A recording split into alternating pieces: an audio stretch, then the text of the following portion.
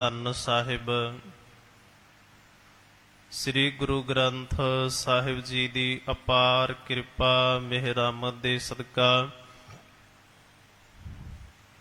ਜੋ ਰੋਜ਼ਾਨਾ ਲੜੀਵਾਰ ਸ਼ਬਦ ਵਿਚਾਰ ਆਪਾਂ ਸਰਵਣ ਕਰਦੇ ਆ ਰਹੇ ਹਾਂ। ਸਾਹਿਬ ਸ੍ਰੀ ਗੁਰੂ ਅਰਜਨ ਸਾਹਿਬ ਸੱਚੇ ਪਾਤਸ਼ਾਹ ਜੀਆਂ ਵੱਲੋਂ ਉਚਾਰਨ ਕੀਤੀ ਹੋਈ ਬਾਣੀ ਸ੍ਰੀ ਸੁਖਮਨੀ ਸਾਹਿਬ ਜੀ ਦੀ ਵਿਚਾਰ ਆਪਾਂ ਲੰਬੇ ਸਮੇਂ ਤੋਂ ਸਰਵਣ ਕਰਦੇ ਆ ਰਹੇ ਹਾਂ। ਮਹਾਰਾਜ ਜੀਆਂ ਨੇ ਸੁਖਮਨੀ ਸਾਹਿਬ ਜੀ ਦੀ ਪਵਿੱਤਰ ਬਾਣੀ ਦੇ ਵਿੱਚ ਸਭ ਤੋਂ ਪਹਿਲਾ ਗੁਣ ਸਾਨੂੰ ਇਹ ਸਮਝਾਇਆ ਕਿ ਜਦੋਂ ਵੀ ਅਕਾਲ ਪੁਰਖ ਪਰਮਾਤਮਾ ਜੀ ਦਾ ਸਿਮਰਨ ਕਰੇਗਾ ਤੇ ਤੇਰੇ ਨੇੜੇ ਦੁੱਖ ਨਹੀਂ ਆਉਣਗੇ, ਤੇਰੇ ਨੇੜੇ ਜਾਮਾਂ ਦੀ ਮਾਰ ਜਾਂ ਜਮ ਨਹੀਂ ਆਉਣਗੇ। ਫਿਰ ਉਸ ਤੋਂ ਬਾਅਦ ਸਤਿਗੁਰੂ ਗੁਰੂ ਅਰਜਨ ਸਾਹਿਬ ਸੱਚੇ ਪਾਤਸ਼ਾਹ ਜੀ ਸਾਨੂੰ ਅਸ਼ਟਪਦੀਆਂ ਦੇ ਰੂਪ ਦੇ ਵਿੱਚ ਥਾਂ ਥਾਂ ਤੇ ਸਾਨੂੰ ਸਤਿਗੁਰੂ ਜੀ ਸਮਝਾਉਂਦੇ ਨੇ ਕਿ ਬ੍ਰਹਮ ਗਿਆਨੀ ਕਿਹਨੂੰ ਆਖਿਆ ਜਾਂਦਾ ਹੈ। ਕਿ ਹਰ ਇੱਕ ਇਨਸਾਨ ਕਹਿ ਦਿੰਦਾ ਕਿ ਮੇਰੇ ਕੋਲ ਬ੍ਰਹਮ ਦਾ ਗਿਆਨ ਹੈ, ਮੇਰੇ ਕੋਲ ਰੱਬੀ ਗਿਆਨ ਹੈ, ਪਰ ਈਰਖਾ ਦਾ ਭਾਂਬੜ ਹਰ ਇੱਕ ਬੰਦੇ ਦੇ ਹਿਰਦੇ ਦੇ ਵਿੱਚ ਵਸਦਾ ਹੈ। ਹਰੇਕ ਬੰਦਾ ਕਿਤੇ ਨਾ ਕਿਤੇ ਕਿਸੇ ਦੂਸਰੇ ਇਨਸਾਨ ਤੋਂ ਈਰਖਾ ਕਰਦਾ ਹੈ। ਇਸ ਕਰਕੇ ਗੁਰਬਾਣੀ ਨੇ ਇਹ ਸਪਸ਼ਟ ਕੀਤਾ ਕਿ ਬ੍ਰਹਮ ਗਿਆਨੀ ਸਦਾ ਨਿਰਦੋਖ ਜੈਸੇ ਸਰਬ ਸੂਰਜ ਸਰਬ ਕੋ ਸੋਖ। ਜਿਵੇਂ ਸੂਰਜ ਸਾਰਿਆਂ ਦੇ ਉੱਪਰ ਰੋਸ਼ਨੀ ਦਿੰਦਾ ਹੈ ਤੇ ਬ੍ਰਹਮ ਗਿਆਨੀ ਸਦਾ ਸਮਦ੍ਰਿਸ਼ਟ ਹੁੰਦਾ ਹੈ। ਉਹ ਕਦੀ ਕਿਸੇ ਨੂੰ ਮੰਦਾ ਨਹੀਂ ਬੋਲਦਾ, ਨੀਵਾਂ ਨਹੀਂ ਸਮਝਦਾ। ਉਹਦੇ ਲਈ ਸਾਰੇ ਇੱਕੋ ਜਿਹੇ ਨੇ ਤੇ ਰੱਬ ਦੇ ਪਿਆਰੇ ਨੇ।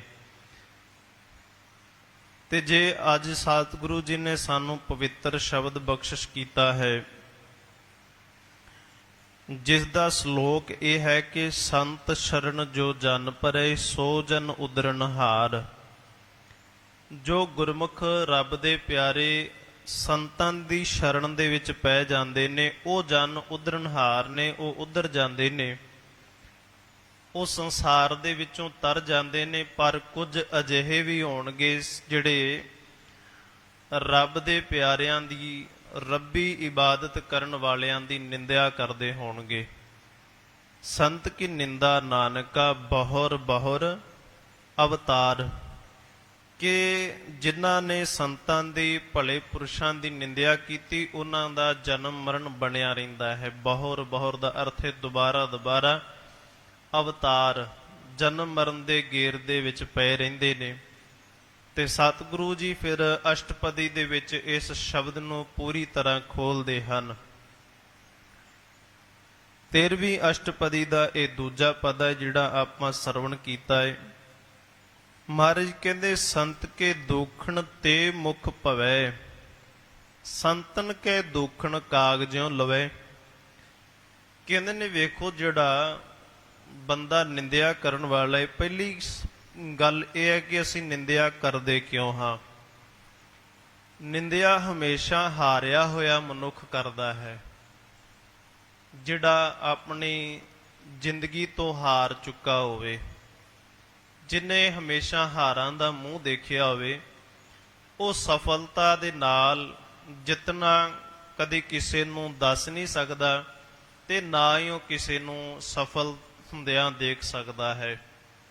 ਇਵੇਂ ਹੀ ਇਹ ਸੰਸਾਰ ਦੀ ਕਹਾਵਤ ਹੈ ਕਿ ਜਦੋਂ ਸੰਸਾਰ ਦੇ ਵਿੱਚ ਕੋਈ ਸਫਲ ਹੁੰਦਾ ਹੈ ਤੇ ਉਹਦੇ ਲਾਗੇ ਬੈਠੇ ਜਿਹੜੇ ਬਾਕੀ ਸ਼ਰੀਕ ਨੇ ਉਹਨਾਂ ਦੇ ਅੰਦਰ ਇਹ ਨਿੰਦਿਆ ਵਾਲਾ ਜ਼ਰੂਰ ਭਾਂਬਣ ਮਚਦਾ ਹੈ ਤੇ ਉਹ ਕਿਧਰੇ ਨਾ ਕਿਧਰੇ ਇਹ ਕਹਿ ਦਿੰਦੇ ਨੇ ਕਿ ਇੰਨੀ ਇਹਦੇ ਕੋਲ ਵਿਦਿਆ ਤਾਂ ਨਹੀਂ ਸੀ, ਇੰਨਾ ਇਹਦੇ ਕੋਲ ਗੁਣ ਗਿਆਨ ਤਾਂ ਨਹੀਂ ਹੈ, ਪਰ ਐਵੇਂ ਕਿਵੇਂ ਇਸ ਦਾ ਤੁੱਕਾ ਲੱਗ ਗਿਆ ਹੈ ਜਿਸ ਕਰਕੇ ਇਹ ਇੱਥੋਂ ਤੱਕ ਸਫਲ ਹੋ ਗਿਆ।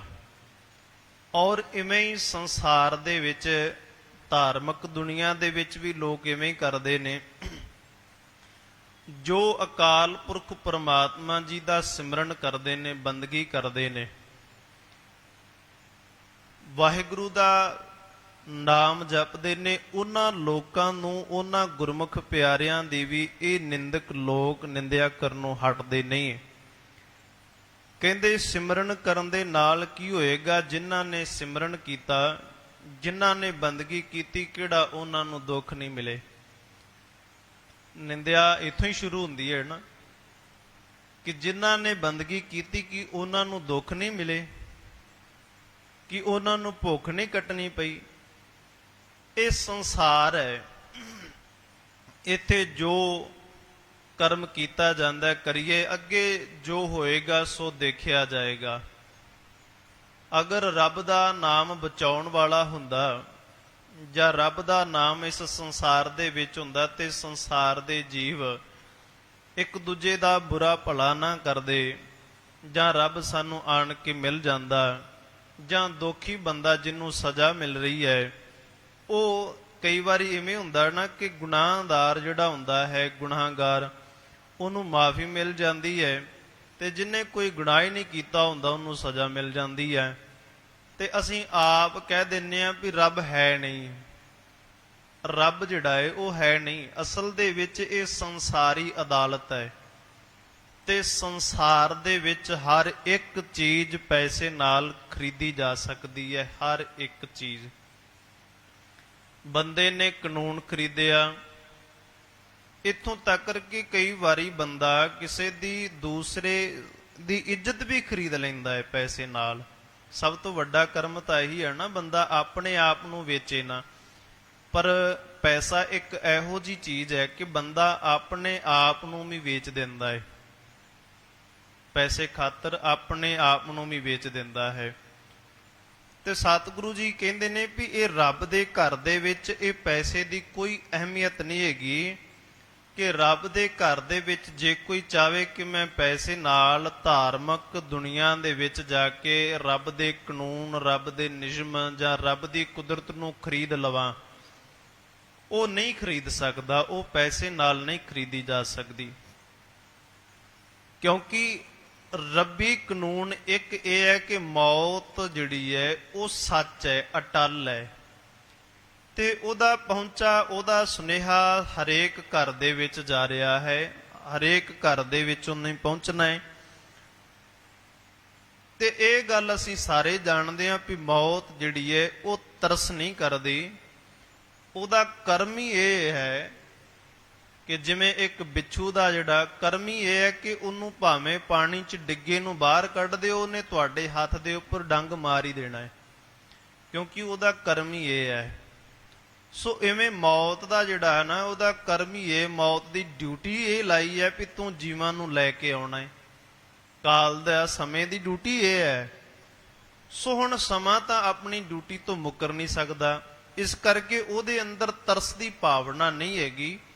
ਉਹ ਬਚਪਨ ਦੇ ਵਿੱਚ ਵੀ ਲੈ ਜਾਂਦਾ ਹੈ, ਸੋਹਣੇ ਮੁਖੜੇ ਵਾਲੇ ਬੱਚਿਆਂ ਨੂੰ ਲੈ ਜਾਂਦਾ ਹੈ। ਇੱਥੋਂ ਤੱਕ ਕਿ ਕਈ ਵਾਰੀ ਬੱਚੇ ਛੋਟੇ ਹੁੰਦੇ ਨੇ, ਮਾਂ-ਬਾਪ ਵੀ ਖੋ ਕੇ ਲੈ ਜਾਂਦਾ ਹੈ। ਕਈ ਵਾਰੀ ਭੈਣ ਭਰਾ ਦਾ ਵਿਛੋੜਾ ਪਾ ਦਿੰਦਾ, ਉਸ ਨੂੰ ਕੋਈ ਤਰਸ ਨਹੀਂ ਹੈਗਾ। ਇਸ ਕਰਕੇ ਜੇ ਬੰਦਾ ਰੱਬ ਦੀ ਕੁਦਰਤ ਖਰੀਦ ਸਕਦਾ ਹੁੰਦਾ ਤੇ ਇਸ ਨੇ ਮੌਤ ਸਭ ਤੋਂ ਪਹਿਲਾਂ ਖਰੀਦ ਲੈਣੀ ਸੀ। ਪੈਸੇ ਦੇ ਨਾਲ ਸਭ ਤੋਂ ਪਹਿਲਾਂ ਇਸ ਨੇ ਮੌਤ ਹੀ ਖਰੀਦਣੀ ਸੀ। ਕਿ ਇਵੇਂ ਹੀ ਹੋਇਆ ਸੰਸਾਰ ਦੇ ਵਿੱਚ। ਕੁਝ ਲੋਕਾਂ ਨੇ ਰੱਬ ਦੇ ਬੰਦਗੀ ਕਰਕੇ, ਰੱਬ ਦਾ ਨਾਮ ਜਪ ਕੇ ਤੇ ਕੁਝ ਮੰਗ ਲਿਆ, ਬੰਦਗੀ ਕੀਤੀ, ਕਿਉਂਕਿ ਮਿਹਨਤ ਕੁਝ ਵੀ ਕਰੀਏ ਉਹਦਾ ਫਲ ਜ਼ਰੂਰ ਮਿਲਦਾ ਹੈ। ਜੇ ਅਸੀਂ ਸਿਮਰਨ ਕਰਦੇ ਆਂ, ਬੰਦਗੀ ਕਰਦੇ ਆਂ, ਤੇ ਉਹਦਾ ਜੇ ਫਲ ਸਾਨੂੰ ਰੱਬ ਨਹੀਂ ਦਿੰਦਾ, ਤੇ ਇਸ ਦਾ ਮਤਲਬ ਵੀ ਰੱਬ ਦੇ ਨਾਲੋਂ ਕੋਈ ਝੂਠਾ ਨਹੀਂ ਹੈਗਾ ਸੰਸਾਰ ਦੇ ਵਿੱਚ। ਮਿੰਨਤਾਂ ਕਰਨ ਦੇ ਉੱਪਰ ਇੱਕ ਇਨਸਾਨ ਦੂਜੇ ਭਿਖਾਰੀ ਨੂੰ ਕੁਝ ਰੁਪਈਏ ਆਪਣੀ ਜੇਬ ਦੇ ਵਿੱਚੋਂ ਕੱਢ ਕੇ ਦੇ ਦਿੰਦਾ ਹੈ। ਉਹ ਕਹਿੰਦਾ ਮੈਂ ਸਵੇਰ ਦਾ ਭੁੱਖਾ ਹੈ, ਮੈਂ ਭੋਜਨ ਨਹੀਂ ਛਕਿਆ, ਮੈਂ ਰੋਟੀ ਨਹੀਂ ਖਾਧੀ। ਸੋ ਇਨਸਾਨ ਤਰਸ ਕਰਕੇ ਆਪਣੀ ਜੇਬ ਦੇ ਵਿੱਚੋਂ ਕੁਝ ਰੁਪਈਏ ਉਸ ਭਿਖਾਰੀ ਦੀ ਤਲੀ ਤੇ ਟਿਕਾ ਦਿੰਦਾ ਹੈ, ਲੈ ਜਾ ਕੇ ਰੋਟੀ ਖਾ ਲੈ। ਅਸੀਂ ਰੱਬ ਦਾ ਸਿਮਰਨ ਕੀਤਾ, ਵਾਹਿਗੁਰੂ ਦੀ ਬੰਦਗੀ ਕੀਤੀ ਕਿ ਮਹਾਰਾਜ ਸਾਡੇ ਹਿਰਦੇ ਦੇ ਵਿੱਚ ਚੰਗਿਆਈਆਂ ਪ੍ਰਗਟ ਹੋਣ, ਸਾਡੇ ਹਿਰਦੇ ਦੇ ਵਿੱਚ ਨਿਰਮਲਤਾ ਆਵੇ, ਪਵਿੱਤਰਤਾ ਆਵੇ, ਨਿਮਰਤਾ ਆਵੇ, ਚੰਗੇ ਗੁਣ ਅਸੀਂ ਧਾਰਨ ਕਰੀਏ। ਅੰਮ੍ਰਿਤ ਵੇਲੇ ਉੱਠੇ, ਬਾਣੀ ਪੜ੍ਹੀ, ਗੁਰੂ ਘਰ ਆਣ ਕੇ ਬੈਠੇ, ਸਮਾਂ ਬਿਤਾਇਆ, ਗੁਰਬਾਣੀ ਕੀਰਤਨ ਸਰਵਣ ਕੀਤਾ, ਵਿਚਾਰਾਂ ਸਰਵਣ ਕੀਤੀਆਂ। ਇਹ ਸਾਡਾ ਜਿਹੜਾ ਹੈ ਫਲ ਹੈ, ਸਾਡੀ ਮਿਹਨਤ ਹੈ। ਅਸੀਂ ਮਿਹਨਤ ਕੀਤੀ। ਜਿੱਥੇ ਲੋਕ ਆਮ ਇਨਸਾਨ ਅਜੇ ਕਿਧਰੇ ਆਪਣੇ ਘਰਾਂ ਦੇ ਵਿੱਚ ਸੁੱਤੇ ਬੈਠੇ ਹੋਣਗੇ, ਉਸ ਸਮੇਂ ਦੇ ਵਿੱਚ ਅਸੀਂ ਗੁਰੂ ਕੋਲ ਆਣ ਕੇ ਬੈਠੇ ਹਾਂ। ਇਹ ਸਾਡੀ ਮਿਹਨਤ ਹੈ। ਤੇ ਜੇ ਇਸ ਮਿਹਨਤ ਦਾ ਫਲ ਸਾਨੂੰ ਨਾ ਮਿਲੇ ਤੇ ਅਸੀਂ ਆਪ ਮੁਹਾਰੇ ਕਹਿ ਸਕਦੇ ਹਾਂ ਵੀ ਇਨਸਾਨ ਵੱਡਾ ਹੈ, ਰੱਬ ਨਹੀਂ। ਕਿਉਂਕਿ ਰੱਬ ਨੇ ਸਾਡੀ ਮਿਹਨਤ ਦਾ ਫਲ ਨਹੀਂ ਦਿੱਤਾ। ਅਸੀਂ ਭਿਖਾਰੀ ਦੀਆਂ ਮਿੰਨਤਾਂ ਸੁਣ ਕੇ, ਤਰਲੇ ਸੁਣ ਕੇ ਉਹਨੂੰ ਕੁਝ ਰੁਪਈਏ ਦੇ ਦਿੱਤੇ ਨੇ, ਪਰ ਰੱਬ ਅਜਿਹਾ ਨਹੀਂ ਹੈਗਾ। ਰੱਬ ਤਾਂ ਭਿਖਾਰੀ ਨੂੰ ਤਾਂ ਉਹਨੇ ਦਾਨ ਦੇਣਾ ਹੀ ਦੇਣਾ, ਕਿਉਂਕਿ ਸਾਰਾ ਸੰਸਾਰ ਹੀ ਭਿਖਾਰੀ ਹੈ। ਪਰ ਜਿਹੜਾ ਇਨਸਾਨ ਕਿਧਰੇ ਦੋਖੀ ਹੈ, ਬੁਰੇ ਕਰਮ ਕਰਦਾ ਹੈ, ਰੱਬ ਨੂੰ ਉਲਾਂਭੇ ਦਿੰਦਾ ਹੈ, ਰੱਬ ਉਹਨੂੰ ਵੀ ਰਿਜ਼ਕ ਦਿੰਦਾ ਹੈ, ਉਹਨੂੰ ਵੀ ਰੋਜੀ ਦਿੰਦਾ ਹੈ।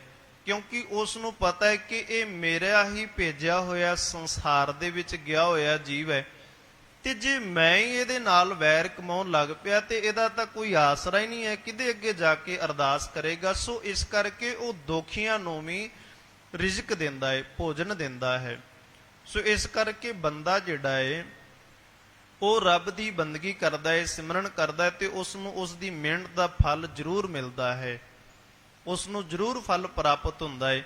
ਸੋ ਜਿਨ੍ਹਾਂ ਨੂੰ ਫਲ ਪ੍ਰਾਪਤ ਹੋਇਆ, ਜਿਨ੍ਹਾਂ ਨੇ ਰੱਬ ਦੀ ਇਬਾਦਤ ਕੀਤੀ, ਉਹਨਾਂ ਦੇ ਵਿੱਚੋਂ ਕੁਝ ਕੁ ਨੂੰ ਸਿੱਧੀਆਂ ਪ੍ਰਾਪਤ ਹੋਈਆਂ, ਕਰਾਮਾਤਾਂ ਪ੍ਰਾਪਤ ਹੋਈਆਂ, ਤੇ ਕੁਝ ਕੁ ਨੇ ਉਹਨਾਂ ਰਿੱਧੀਆਂ ਸਿੱਧੀਆਂ ਨੂੰ ਰੱਬ ਵਾਸਤੇ ਇਸਤੇਮਾਲ ਕੀਤਾ। ਜਿਨ੍ਹਾਂ ਨੂੰ ਕੁਝ ਸਿੱਧੀਆਂ ਪ੍ਰਾਪਤ ਹੋਈਆਂ, ਕਹਿੰਦੇ ਫਿਰ ਉਹਨਾਂ ਨੇ ਸੰਸਾਰ ਦੇ ਜੀਵਾਂ ਨੂੰ ਅਤੇ ਚੰਗੇ ਭਲੇ ਪੁਰਸ਼ਾਂ ਨੂੰ ਮੰਦਾ ਬੋਲਣਾ ਸ਼ੁਰੂ ਕਰ ਦਿੱਤਾ, ਆਰੰਭ ਕਰ ਦਿੱਤਾ। ਉਹ ਕਹਿੰਦੇ ਸਾਡੇ ਵਰਗਾ ਕੋਈ ਬ੍ਰਹਮ ਗਿਆਨੀ ਨਹੀਂ ਹੈਗਾ, ਸਾਡੇ ਵਰਗਾ ਕੋਈ ਰੱਬ ਦਾ ਦੇਵਤਾ ਨਹੀਂ ਹੈਗਾ। ਤਾਂ ਕਹਿਣ ਲੱਗੇ, ਸਤਿਗੁਰੂ ਜੀ ਕਹਿੰਦੇ ਨੇ ਸੰਤ ਕੇ ਦੁਖਣ ਤੇ ਮੁਖ ਭਵੈ। ਕਹਿੰਦੇ ਨੇ ਫਿਰ ਉਹਨਾਂ ਦਾ ਮੁਖ ਜਿਹੜਾ ਨਾ, ਮੁਖ ਵਿੰਗਾ ਹੋ ਗਿਆ। ਵਿੰਗੇ ਤੋਂ ਭਾਵ ਹੁੰਦਾ ਹੈ ਉਹਨਾਂ ਦੀ ਬੋਲੀ ਵਿਗੜ ਗਈ, ਉਹਨਾਂ ਦਾ ਜਿਹੜਾ ਬੋਲਣ ਦਾ ਢੰਗ ਸੀ ਉਹ ਵਿਗੜ ਗਿਆ, ਗਲਤ ਹੋ ਗਿਆ। ਉਹ ਸੰਸਾਰ ਦੇ ਲੋਕਾਂ ਨੂੰ ਮੰਦਾ ਬੋਲਣ ਲੱਗ ਪਏ, ਸੰਸਾਰ ਦੇ ਜੀਵਾਂ ਨੂੰ ਮੰਦਾ ਆਖਣ ਲੱਗ ਪਵੇ। ਸੰਤ ਕੇ ਦੁਖਣ ਕਾਗਜ਼ੋਂ ਲਵੇ। ਉਹ ਫਿਰ ਕੀ ਕਰਨ ਲੱਗ ਪਏ, ਜਿਵੇਂ ਇੱਕ ਕਾਂ ਜਿਹੜਾ ਹੈ ਨਾ, ਉਹ ਕਹਿੰਦੇ ਵੀ ਉਹ ਚੁੱਪ ਨਹੀਂ ਕਰਦਾ। ਕਦੇ ਇਨਸਾਨ, ਕਦੇ ਕਬੂਤਰ ਦੀ ਗੁਟਕੂ ਤੋਂ ਕਦੇ ਪਰੇਸ਼ਾਨ ਨਹੀਂ ਹੁੰਦਾ, ਕਦੀ ਕਿਸੇ ਜਾਨਵਰ ਦੀ ਆਵਾਜ਼ ਤੋਂ ਪਰੇਸ਼ਾਨ ਨਹੀਂ ਹੁੰਦਾ। ਪਰ ਜਦੋਂ ਵੀ ਕਿਤੇ ਉਦਾਹਰਣ ਦਿੱਤੀ ਜਾਂਦੀ ਹੈ, ਦੋ ਉਦਾਹਰਨਾਂ ਬਹੁਤ ਮਹੱਤਵਪੂਰਨ ਨੇ। ਜੇ ਕਿਸੇ ਦੀ ਆਵਾਜ਼ ਵਿੱਚ ਕੁਝ ਮਿਠਾਸ ਹੈ ਤੇ ਅਸੀਂ ਉਹਨੂੰ ਕਹਿ ਦਿੰਦੇ ਕਿ ਇਹਦੀ ਆਵਾਜ਼ ਕੋਇਲ ਵਰਗੀ ਹੈ, ਇਹਦੀ ਆਵਾਜ਼ ਮਿੱਠੀ ਹੈ, ਕਿਉਂਕਿ ਕੋਇਲ ਦੀ ਆਵਾਜ਼ ਬਹੁਤ ਮਨ ਨੂੰ ਭਾਉਂਦੀ ਹੈ। ਉਹ ਗੱਲ ਵੱਖਰੀ ਹੈ ਕਿ ਸੰਸਾਰ ਨੇ ਕੁਝ ਕਰ ਹੀ ਇਹੋ ਜਿਹਾ ਦਿੱਤਾ ਕਿ ਸਾਨੂੰ ਉਹਨਾਂ ਜੀਵਾਂ ਦੀ, ਉਹਨਾਂ ਪੰਛੀਆਂ ਦੀ ਆਵਾਜ਼ ਸੁਣਨ ਨੂੰ ਮਿਲਦੀ ਨਹੀਂ ਹੈ। ਉਹਨਾਂ ਜੀਵਾਂ ਦੀ, ਉਹਨਾਂ ਪੰਛੀਆਂ ਦੀ ਆਵਾਜ਼ ਅਸੀਂ ਹਮੇਸ਼ਾ ਲਈ ਬੰਦ ਕਰ ਦਿੱਤੀ, ਆਪਦੇ ਸੁੱਖ ਲਈ, ਆਪਦੇ ਸੁੱਖ ਆਰਾਮ ਵਾਸਤੇ।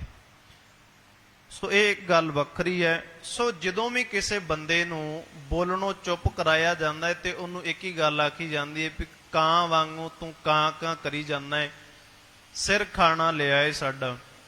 ਇਵੇਂ ਹੀ ਕਹਿੰਦੇ ਨੇ ਜਿਹੜਾ ਨਿੰਦਕ ਬੰਦਾ ਹੁੰਦਾ ਹੈ ਨਾ, ਨਿੰਦਕ ਕਰਨ ਵਾਲਾ, ਨਿੰਦਿਆ ਕਰਨ ਵਾਲਾ, ਉਹ ਕਾਂ ਦੀ ਬਿਰਤੀ ਵਾਲਾ ਹੁੰਦਾ ਹੈ। ਭਾਵੇਂ ਤੁਸੀਂ ਨਹੀਂ ਸੁਣ ਰਹੇ, ਪਰ ਉਹਨੇ ਤੁਹਾਨੂੰ ਕਿਸੇ ਦੀ ਔਗਣ, ਕਿਸੇ ਦੀ ਬੁਰਾਈਆਂ ਦੱਸ ਕੇ ਜਾਣੀਆਂ। ਤੇ ਨਿੰਦਕ ਦੇ ਵਿੱਚ ਇਹ ਔਗਣ ਹੈ ਕਿ ਉਹ ਗੁਣਾਂ ਨੂੰ ਵੀ ਔਗਣ ਬਣਾ ਕੇ ਪੇਸ਼ ਕਰਦਾ ਹੈ। ਨਿੰਦਕ ਦੇ ਵਿੱਚ ਇਹ ਔਗਣ ਹੈ।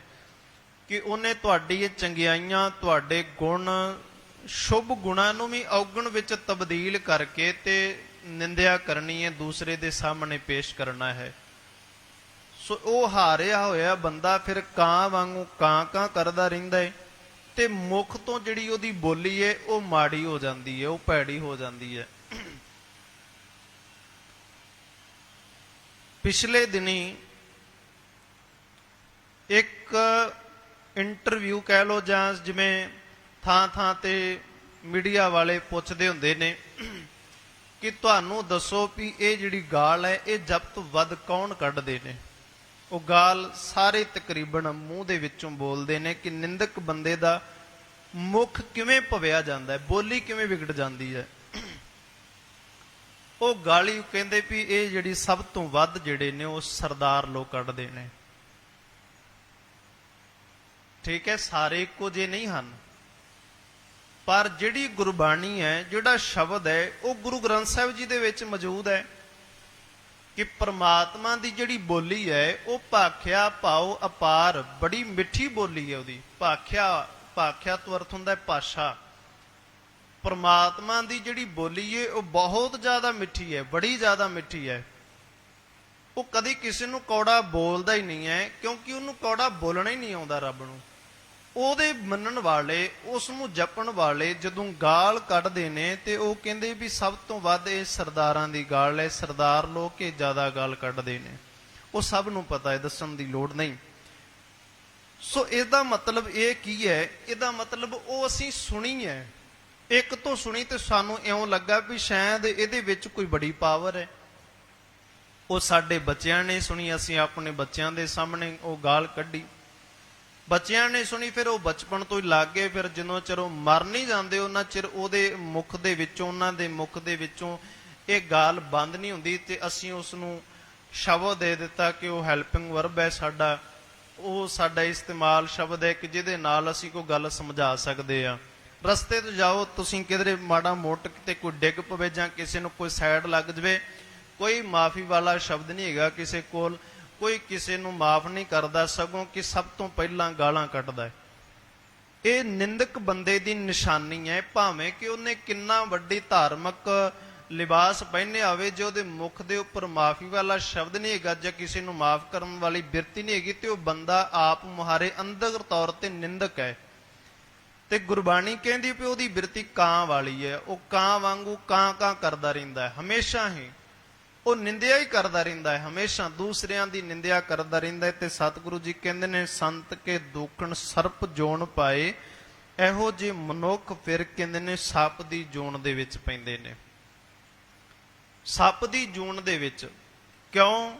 ਸੱਪ ਦੀ ਜੂਨ ਇੱਕ ਤਾਂ ਲੰਬੀ ਬਹੁਤ ਹੁੰਦੀ ਹੈ, ਸਭ ਤੋਂ ਲੰਬੀ ਉਮਰ ਹੈ ਕੱਛੂ ਕੁੰਮੇ ਦੀ, ਉਸ ਤੋਂ ਬਾਅਦ ਸੱਪ ਦੀ ਜੂਨ ਵੀ ਕਾਫੀ ਲੰਮੀ ਮੰਨੀ ਗਈ ਹੈ। ਔਰ ਸਭ ਤੋਂ ਜਿਹੜੀ ਘਟੀਆ ਕਰਮ ਇਹਦਾ ਸੱਪ ਦਾ ਉਹ ਇਹ ਹੈ ਕਿ ਇਹ ਭਾਵੇਂ ਅੰਮ੍ਰਿਤ ਚੱਖ ਲਵੇ। ਗੁਰਬਾਣੀ ਕਹਿੰਦੀ ਸੱਪੇ ਦੁੱਧ ਪਿਆਲੀਏ ਅੰਦਰ ਵਿਸ ਨਿਕੋਰ, ਸੱਪ ਨੂੰ ਦੁੱਧ ਪਿਆ ਦੀਏ। ਹੁਣ ਗੁਰਬਾਣੀ ਨੇ ਇਹ ਵੀ ਕਿਹਾ ਨਾ, ਪਸ਼ੂ ਮਿਲੇ ਚੰਗਿਆਈਆਂ ਖੜ ਖਾਵੇ ਅੰਮ੍ਰਿਤ ਦੇ। ਪਸ਼ੂ ਨੂੰ ਚੰਗਿਆਈਆਂ ਇਸ ਕਰਕੇ ਮਿਲਦੀਆਂ ਨੇ, ਉਹ ਗੱਲ ਵੱਖਰੀ ਹੈ ਵੀ ਅਸੀਂ ਉਹਨੂੰ ਡੰਡੇ ਮਾਰਦੇ ਹਾਂ, ਰੋੜੇ ਮਾਰਦੇ ਹਾਂ। ਪਸ਼ੂ ਮਿਲੇ ਚੰਗਿਆਈਆਂ, ਚੰਗਿਆਈਆਂ ਇਸ ਕਰਕੇ ਮਿਲਦੀਆਂ ਨੇ ਉਹਨੂੰ ਕਿ ਉਹ ਸੁੱਕਾ ਖਾਂਦਾ ਹੈ, ਜਿਵੇਂ ਦਾ ਭੋਜਨ ਉਸ ਨੂੰ ਪਾ ਦਿਓ ਉਹ ਖਾ ਲੈਂਦਾ ਹੈ, ਤੇ ਅੰਮ੍ਰਿਤ ਦੇ, ਸਾਨੂੰ ਅੰਮ੍ਰਿਤ ਵਰਗਾ ਮਿੱਠਾ ਦੁੱਧ ਦਿੰਦਾ ਹੈ। ਇਹ ਵਡਿਆਈ ਉਹਦੇ ਵਿੱਚ, ਇਸ ਕਰਕੇ ਅਸੀਂ ਉਹਨੂੰ ਚੰਗਾ ਕਹਿੰਦੇ ਆ। ਤੇ ਕਹਿੰਦੇ ਵੇਖੋ ਇਸ ਇਨਸਾਨ ਨੇ, ਇਸ ਸੱਪ ਜਿਹੜਾ ਹੈ, ਇਸ ਸੱਪ ਨੂੰ ਦੁੱਧ ਪਿਆਇਆ, ਇਸ ਦੇ ਸਾਹਮਣੇ ਪਦਾਰਥ ਰੱਖਿਆ ਗਿਆ, ਪਰ ਇਹਨੇ ਅੰਮ੍ਰਿਤ ਵੀ ਚਖਿਆ, ਦੁੱਧ ਵੀ ਪੀ ਲਿਆ। ਬਹੁਤੇ ਸੱਪ ਨਹੀਂ ਦੁੱਧ ਪੀਂਦੇ, ਕੁਝ ਕੁ ਪੀਂਦੇ ਨੇ। ਕਹਿੰਦੇ ਨੇ ਇਹਨੇ ਦੁੱਧ ਵੀ ਪੀਤਾ, ਦੁੱਧ ਪੀਣ ਤੋਂ ਬਾਅਦ ਕੀ ਇਹਦੇ ਅੰਮ੍ਰਿਤ ਜਿਹੜਾ ਅੰਦਰ ਜ਼ਹਿਰ ਸੀ ਉਹ ਅੰਮ੍ਰਿਤ ਬਣ ਗਈ। ਇਹਨੇ ਦੁੱਧ ਵੀ ਪੀਤਾ, ਉਹ ਵੀ ਇਹਦੇ ਅੰਦਰ ਜ਼ਹਿਰ ਹੀ ਬਣੇਗਾ ਜਾ ਕੇ।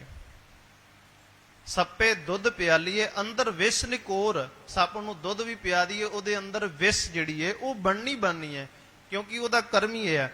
ਫਿਰ ਉਹ ਤਪਸ਼, ਉਹ ਜ਼ਹਿਰ ਇਹਦੇ ਸਿਰ ਦੇ ਵਿੱਚ ਹੁੰਦੀ ਹੈ। ਤੇ ਆਮ ਬਹੁਤ ਇੱਕ ਕਹਾਵਤ ਵੀ ਹੈ ਕਿ ਸੱਪ ਠੰਡੀ ਥਾਵਾਂ ਤੇ ਰਹਿੰਦਾ ਹੈ, ਕੇਲੇ ਦੇ ਦਰਖਤ ਦੇ ਹੇਠਾਂ ਰਹਿੰਦਾ ਹੈ, ਉਹ ਠੰਡਾ ਹੁੰਦਾ ਹੈ, ਸੰਘਣਾ ਹੁੰਦਾ ਹੈ। ਹੋਰ ਇੱਕ ਇਹ ਵੀ ਹੈ ਕਿ ਚੰਦਨ ਨੂੰ ਲਪੇਟੇ ਬਹੁਤ ਮਾਰ ਕੇ ਬੈਠਾ ਹੁੰਦਾ ਹੈ ਸੱਪ, ਕਿਉਂਕਿ ਇਹਨੂੰ ਜਿਹੜੀ ਜ਼ਹਿਰ ਹੈ ਇਹਦੇ ਸਿਰ ਦੇ ਵਿੱਚ ਪਈ ਹੋਈ ਉਹ ਇਹਨੂੰ ਤਪਸ਼ ਕਰਦੀ ਹੈ।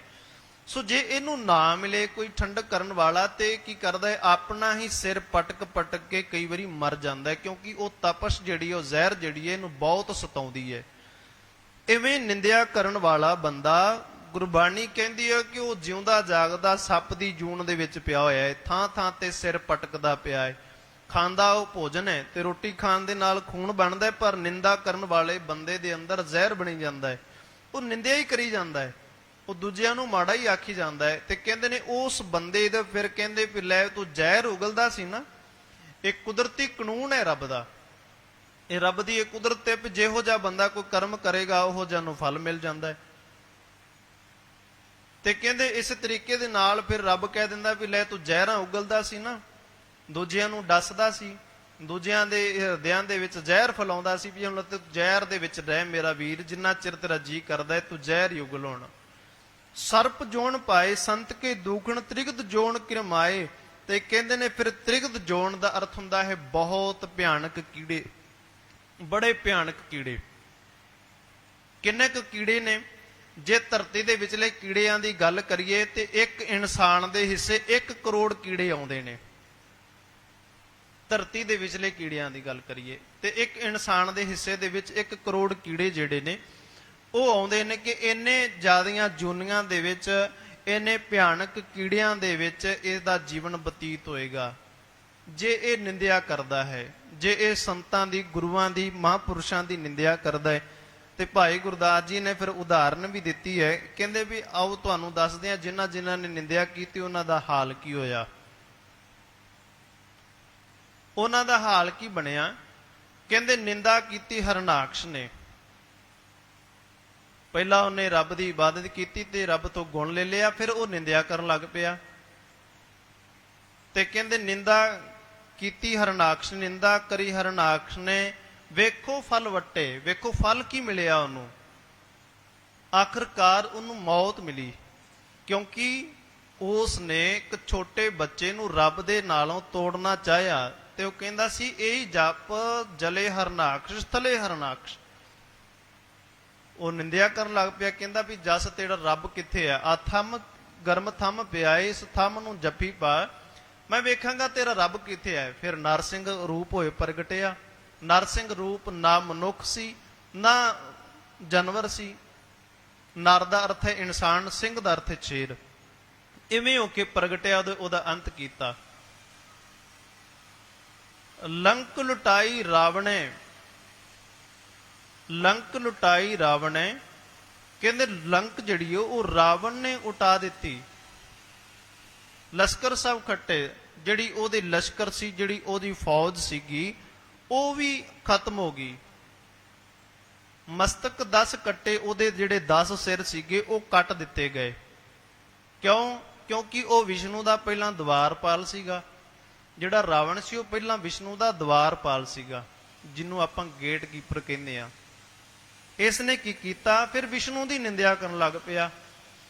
ਉਸਨੇ ਇਹਨੂੰ ਉਪਦੇਸ਼ ਦਿੱਤਾ, ਉਹਦੀ ਨਿੰਦਿਆ ਕਰਨ ਲੱਗ ਪਿਆ। ਤੇ ਉਸ ਦੀ ਨਿੰਦਿਆ ਕਰਨ ਦੇ ਕਾਰਨ ਕਰਕੇ ਫਿਰ ਕਹਿੰਦੇ ਨੇ ਲੰਕਾ ਲੂਟੀ ਰਾਵਣੇ, ਮਸਤਕ 10 ਕੱਟੇ ਦੇ 10 ਮਸਤਕ, ਜਿਹੜੇ 10 ਸਿਰ ਸੀ ਉਹ ਕੱਟੇ ਗਏ, ਖਤਮ ਹੋ ਗਿਆ ਰਾਵਣ। ਤੇ ਵੰਸ਼ ਗਵਾਈ ਕੈਰਵਾਂ। ਕਹਿੰਦੇ ਨੇ ਜਿਹੜੇ ਕੈਰਵਾਂ ਸੀਗੇ, ਕੈਰਵ ਪਾਂਡਵ, ਉਹਨਾਂ ਨੇ ਆਪਣੀ ਵੰਸ਼ ਗਵਾ ਲਈ ਵਿਚਾਰਿਆਂ ਨੇ। ਖੂਹਣ ਲੱਕ ਫੱਟੇ, ਕਿ ਉਹਨਾਂ ਦੀ ਇੰਨੀ ਜ਼ਿਆਦਾ ਫੌਜ ਸੀਗੀ, ਇੰਨੀ ਜ਼ਿਆਦਾ ਉਹਨਾਂ ਦੀ ਫੌਜ ਸੀਗੀ। ਖੂਹਣ ਲੱਕ ਫੱਟੇ, ਕਿ ਲੱਖਾਂ ਫੌਜ ਜਿਹੜੀ ਉਹ ਮਾਰ ਦਿੱਤੀ ਗਈ। ਖੂਹਣ ਦਾ ਅਰਥ ਹੁੰਦਾ ਹੈ ਬਹੁਤ ਜ਼ਿਆਦਾ ਫੌਜ। ਲੱਖ ਫੱਟੇ।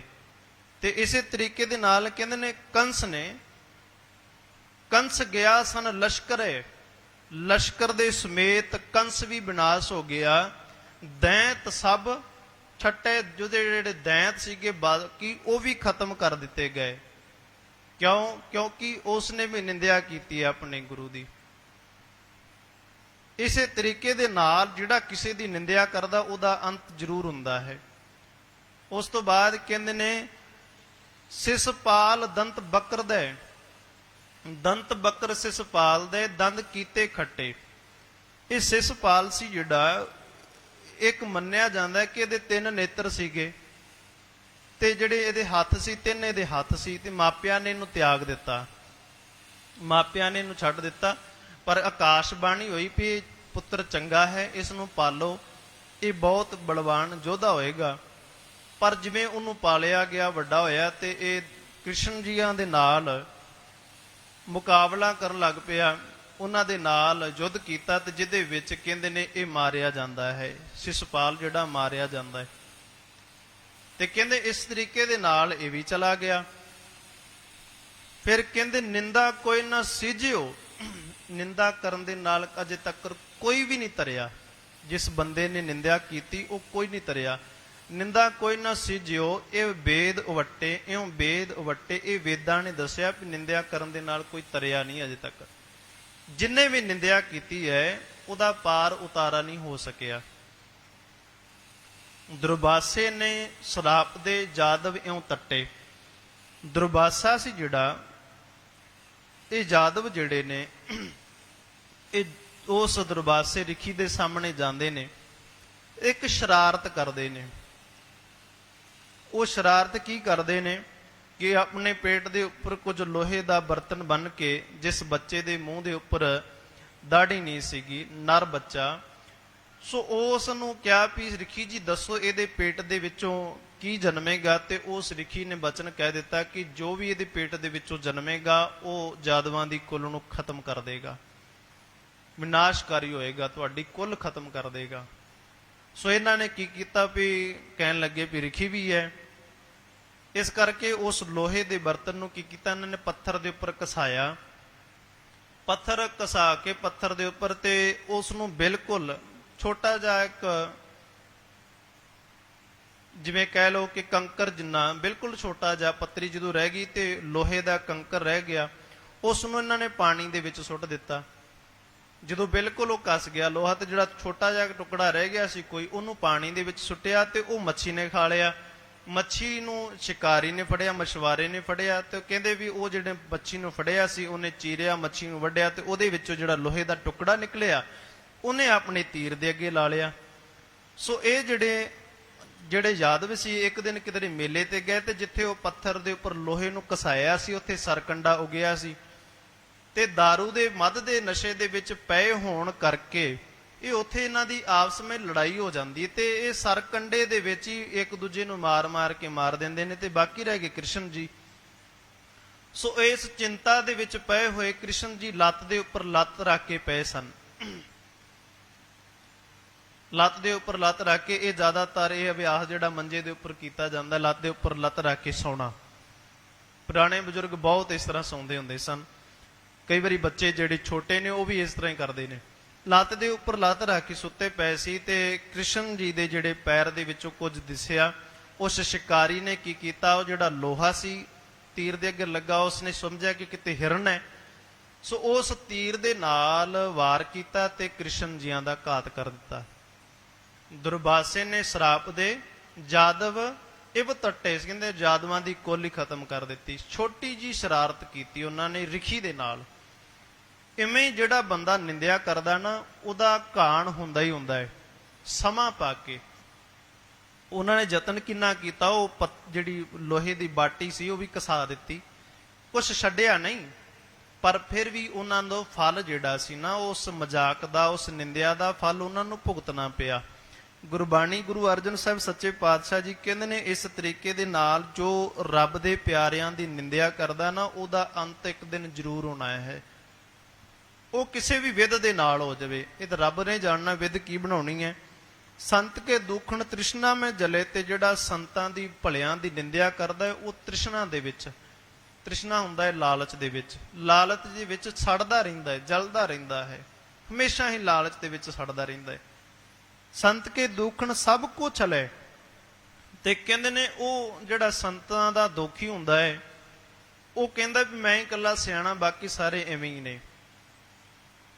ਕਿਉਂਕਿ ਸੰਸਾਰ ਦੀ ਇੱਕ ਰੀਤ ਹੈ, ਜਿਹਦੇ ਕੋਲ ਗੁਣ ਹੋਣਗੇ ਇਹ ਸੁਭਾਵਕ ਬਾਤ ਹੈ, ਕੋਈ ਅਤ ਕਥਨੀ ਨਹੀਂ ਹੈ। ਜਿਹਦੇ ਕੋਲ ਜਿੰਨੇ ਜ਼ਿਆਦਾ ਗੁਣ ਉਨਾ ਹੀ ਜ਼ਿਆਦਾ ਉਹ ਚੁੱਪ ਹੁੰਦਾ ਹੈ, ਜਿੰਨੇ ਜ਼ਿਆਦਾ ਉਹਦੇ ਅੰਦਰ ਔਗਣ ਉਨਾ ਹੀ ਜ਼ਿਆਦਾ ਬੰਦਾ ਆਪਣੇ ਆਪ ਨੂੰ ਇਹ ਵਿਖਾਉਣਾ ਚਾਹੁੰਦਾ ਹੈ ਕਿ ਮੈਂ ਗੁਣਾਂ ਨਾਲ ਭਰਪੂਰ ਆ।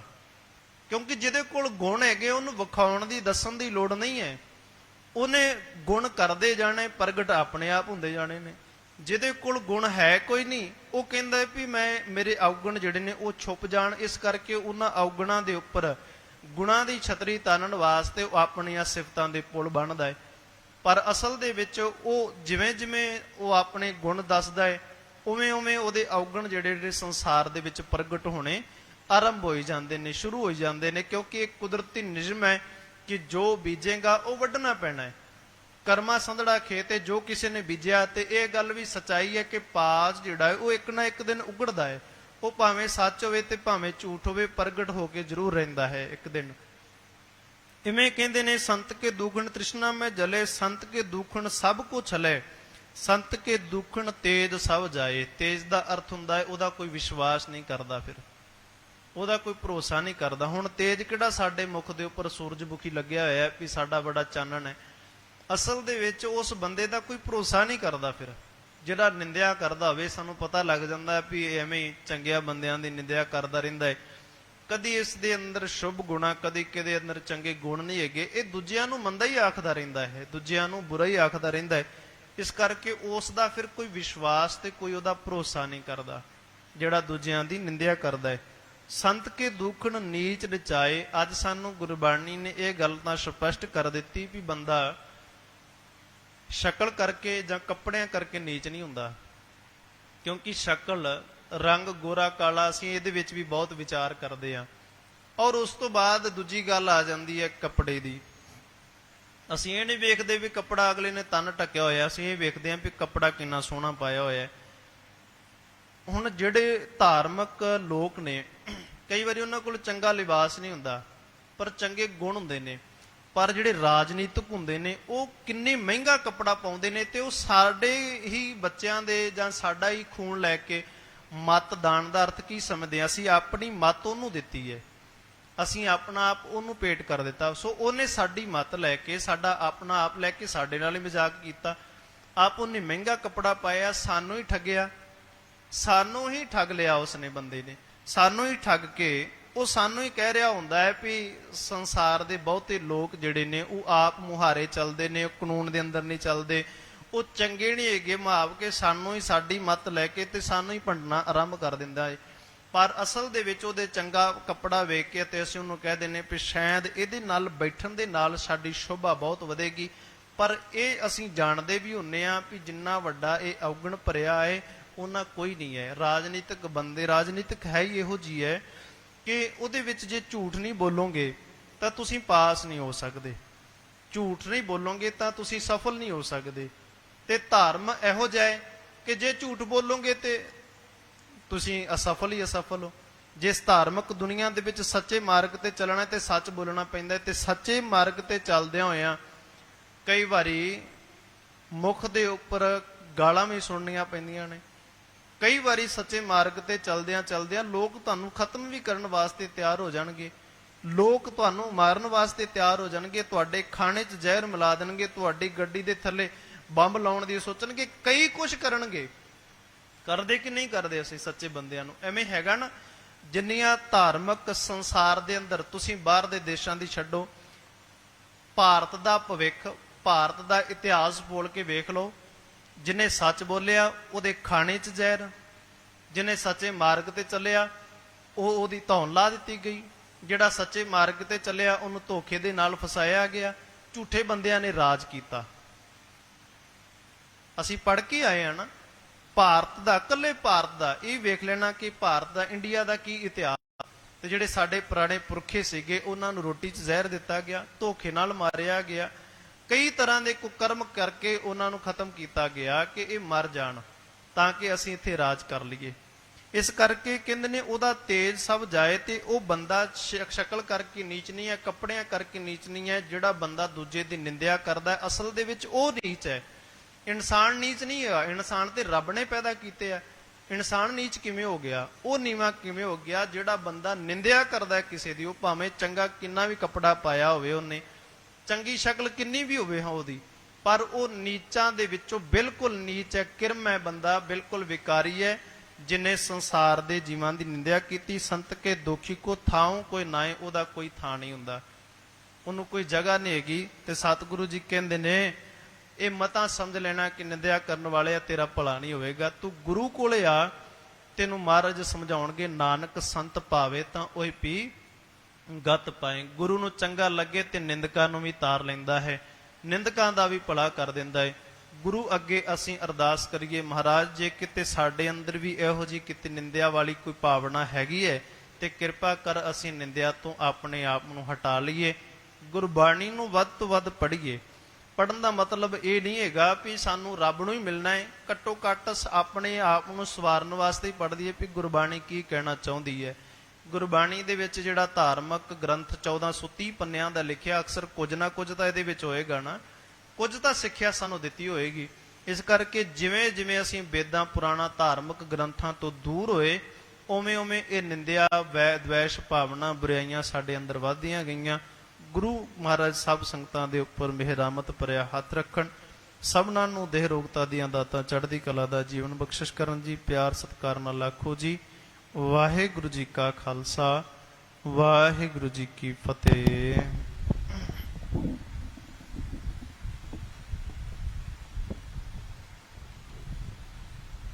ਰਾਮ ਕਲੀ ਮਹਿਲਾ ਤੀਜਾ। ਆਨੰਦ ਇੱਕ ਓੰਕਾਰ ਸਤਿਗੁਰ ਪ੍ਰਸਾਦ। ਆਨੰਦ ਪਿਆ ਮੇਰੀ ਮਾਏ ਸਤਿਗੁਰੂ ਮੈਂ ਪਾਇਆ, ਸਤਿਗੁਰ ਤਾਂ ਪਾਇਆ ਸਹਿਜ ਸੇਤੀ ਮਨ ਵਜੀਆਂ ਵਧਾਈਆਂ। ਰਾਗ ਰਤਨ ਪਰਵਾਰ ਭਰੀਆਂ ਸ਼ਬਦ ਗਾਵਨ ਆਈਆਂ, ਸ਼ਬਦੋ ਤਾਂ ਗਾਵੋ ਹਰਿ ਕੇਰਾ ਮਨ ਜਿਨੀ ਵਸਾਇਆ। ਕਹੇ ਨਾਨਕ ਆਨੰਦ ਹੋਆ ਸਤਿਗੁਰੂ ਮੈਂ ਪਾਇਆ, ਏ ਮਨ ਮੇਰਿਆ ਤੂੰ ਸਦਾ ਰਹੋ ਹਰ ਨਾਲੇ, ਹਰ ਨਾਲ ਰਹੋ ਤੂੰ ਮਨ ਮੇਰੇ। ਦੁਖ ਸਭ ਵਿਸਾਰਨਾ ਅੰਗੀਕਾਰ ਕਰੇ ਤੇ